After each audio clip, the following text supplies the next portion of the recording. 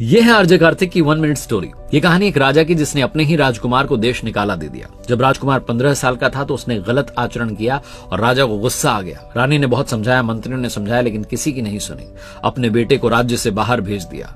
समय के साथ राजा को लगा कि अपने बेटे को वापस बुलाना चाहिए और उसे अब राजपाट सौंप देना चाहिए।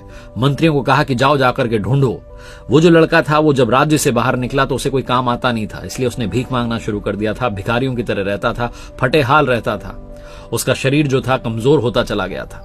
एक नगर में जब मंत्री ढूंढ रहे थे उस राजकुमार को तो उनकी नजरें एक लड़के से मिली जो कि भीख मांग रहा था। अचानक मंत्री को लगा कि ये तो वही राजकुमार है। सैनिकों से कहा, घोड़े रोक दीजिए, जाकर के उसे लेकर आइए।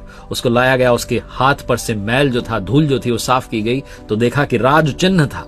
सारे मंत्री जो कि पहले उसे गुस्से से देख रहे थे उसके चरणों में गिर गए और कहने लगे, महाराज की जय हो। वो लड़का जो कमजोर सी हालत में था, अचानक उसमें जान आ गई। उसने कहा, मेरे लिए स्नान की व्यवस्था की जाए। वो लड़का जो भीख मांग रहा था उसे पल में समझ में आया कि वो भिखारी नहीं, वो राजकुमार है।